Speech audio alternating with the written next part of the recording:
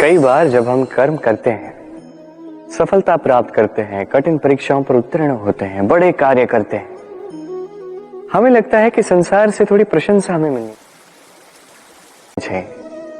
अच्छा लगता है। कई बार हमें लगता है ये हमारे कर्मों का फल भी है, हमें आनंद देता है। किंतु जब हमें ये प्रशंसा नहीं मिलती, तब क्या होता है? हम दुखी हो जाते हैं, टूट जाते हैं। ऐसा लगता है किसी को हमारी चिंता ही नहीं है। ऐसा लगता है हमारे आनंद में किसी और को आनंद मिलता ही नहीं है। अनेक विचार आते हैं। किंतु मैं आपसे एक प्रश्न पूछता हूं, अब जो भी कार्य करते हैं, जो भी कर्म करते हैं, क्या केवल प्रशंसा के लिए करते हैं? यदि ऐसा है तो इस विचार को यहीं त्याग दीजिए, क्योंकि ये प्रकृति ये हमें कुछ और सिखाती।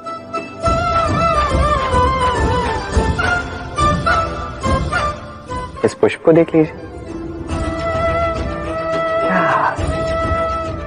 ये सुगंध जो पुष्प देता है, ये जैसे मेरे मन को उल्लासित कर देती है, जैसे मेरे मन में ऊर्जा सी भर देती है ये सुगंध। किंतु विशेष बात तो यह है कि पुष्प को यह कार्य करने के लिए किसी प्रशंसा की आवश्यकता नहीं है। यही है प्रकृति की सीख। जो सच्चा सत्कर्मी होता है, उसे प्रशंसा की आवश्यकता ही नहीं, क्योंकि उसके कर्म ही उसकी सुगंध होते हैं। देखिए, इत्र जो है वो नकली फूलों पर लगाया जाता है, सच्चे फूलों को इसकी आवश्यकता ही नहीं। इसी प्रकार आप भी कर्म करते जाइए एक शुभ भाव के साथ। इस मन को सदैव सदैव शांत रखिए, साफ रखिए। यदि ऐसा करोगे तो आपके कर्म इस प्रकार सुगंधित होंगे कि आपके जीवन में केवल और केवल आनंद ही होगा। तो इसी आनंद के साथ कहिए, राधे राधे।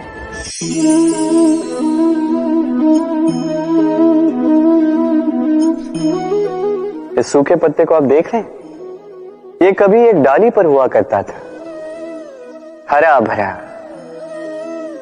तने को पोषण देता था।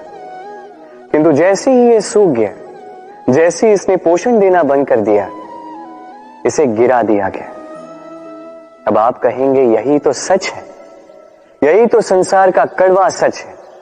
ये संसार तभी तक आपको अपने साथ रखता है जब तक आप स्वयं को उपयोगी बनाए रखते हैं।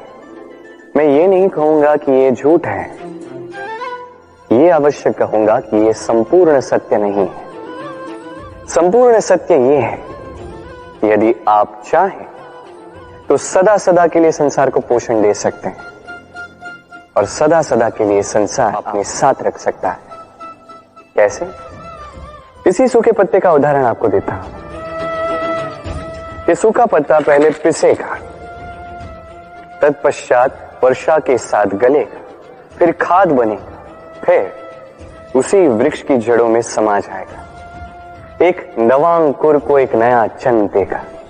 तो आप सोचिए आपको अपने जीवन के साथ क्या करना है।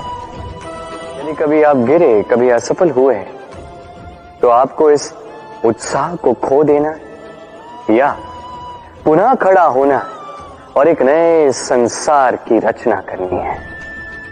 निर्णय आपका है। राधे राधे। संसार में ऐसा कोई पर्वत नहीं जो इतना ऊंचा हो कि मनुष्य उसके शिखर तक पहुंच न पाए, उसे लांघ न सके। इस संसार में ऐसा कोई सागर नहीं जो इतना गहरा मनुष्य उसके तले को छूकर पुनः लौट कर आ न सके। एक छोटी सी बूंद पर्वत के शिखर पर पिघल कर बहने लगती है और देखते ही देखते वो महानदी गंगा में परिवर्तित हो जाती है। कारण क्या है? कारण है प्रयास, प्रारब्ध नहीं। ये प्रयास ही निश्चित करते हैं आपका प्रारब्ध क्या होगा। ये सारा खेल प्रयास और प्रारब्ध का ही है। आपके जैसे प्रयास होंगे वैसा प्रारब्ध आपका होगा। और यदि आपके ये प्रयास ऊंचे हो तो प्रारब्ध को तो आपके समक्ष झुकना ही है। क्यों? तो आइए और मेरे साथ प्रेम से कहिए, राधे राधे। संसार में बहुत कुछ निश्चित करती है, जैसे हर एक वस्तु की सीमा।